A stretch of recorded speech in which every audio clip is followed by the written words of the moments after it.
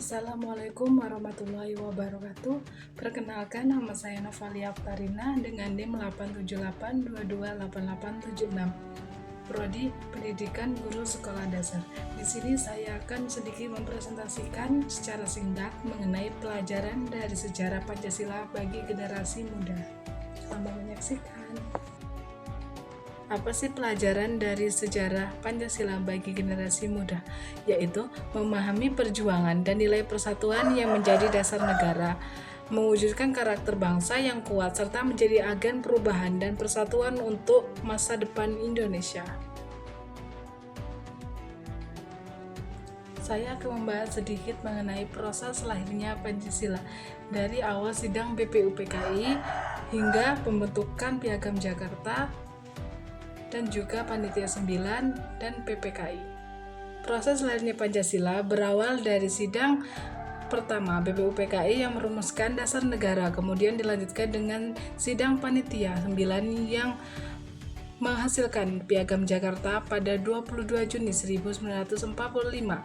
Piagam Jakarta kemudian disahkan menjadi dasar negara Indonesia melalui sidang PPKI pada 18 Agustus 1945.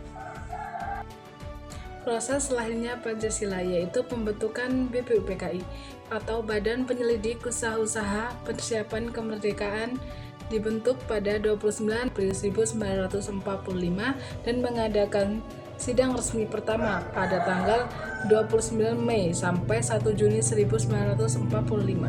Sidang pertama BPUPKI bertujuan membahas dasar negara Indonesia dan merumuskan dasar negara Indonesia.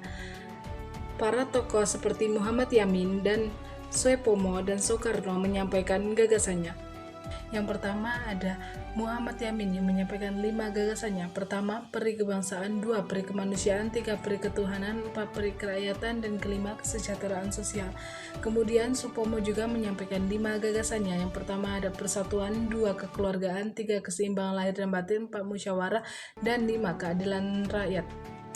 Soekarno juga menyampaikan 5 gagasannya. Yang pertama ada kebangsaan Indonesia, 2 internasionalisme atau peri kemanusiaan, 3 mufakat atau demokrasi, 4 kesejahteraan sosial, dan 5 ketuhanan yang Maha Esa. Pada 1 Juni 1945, Insinyur Soekarno menyampaikan pidato yang menyampaikan 5 prinsip dasar negara yang sudah saya jelaskan atau saya sebutkan di video sebelumnya.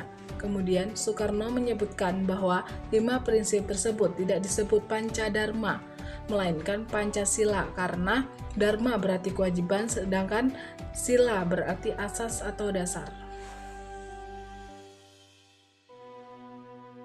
Kemudian pembentukan Panitia 9 dan Piagam Jakarta pada tanggal 22 Juni 1945. Tujuannya untuk mematangkan rumuskan dasar negara yang diusulkan oleh Soekarno. Dibentuklah Panitia 9 yang beranggotakan 9 orang. Panitia 9 mengadakan sidang dan menghasilkan kesepakatan dasar negara yang bertuang dalam alinea keempat Rancangan Pembukaan Undang-Undang Dasar 1945 yang menyatakan bahwa untuk membentuk pemerintahan negara Indonesia, negara akan melindungi segenap bangsa Indonesia dan seluruh tumpah darah Indonesia, memajukan kesejahteraan umum, mencerdaskan kehidupan bangsa, dan ikut serta melaksanakan ketertiban dunia. Naskah kesepakatan ini dikenal sebagai Piagam Jakarta yang berisi rumusan. PPKI bertujuan untuk mengesahkan Undang-Undang Dasar 1945 dan menetapkan dasar negara. 2 tokoh dari Indonesia Timur mengingatkan bahwa sila pertama dalam Piagam Jakarta yaitu berbunyi ketuhanan dengan kewajiban menjalankan syariat Islam bagi pemeluk-pemeluknya tidak dapat diterima oleh semua lapisan masyarakat.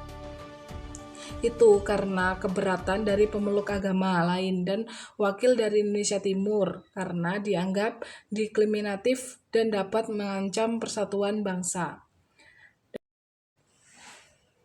Demi menjaga persatuan dan kesatuan bangsa yang majemuk, sila ini kemudian diubah menjadi ketuhanan yang Maha Esa pada sidang PPKI pada tanggal 18 Agustus 1945 dan usulan ini diterima secara aklamasi. Pada akhirnya PPKI mengesahkan Undang-Undang Dasar 1945 dan Pancasila yang telah disesuaikan sebagai dasar negara.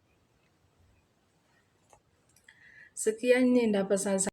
Pancasila merupakan hasil dari proses musyawarah dan kesepakatan para tokoh nasional yang menghasilkan dasar negara yang kuat, mempersatuan, dan menjadi landasan bagi bangsa Indonesia. Sekian yang dapat saya sampaikan. Mohon maaf apabila ada kesalahan dari kata atau pengucapan yang saya ucapkan. Saya mohon maaf. Saya akhiri. Wassalamualaikum warahmatullahi wabarakatuh.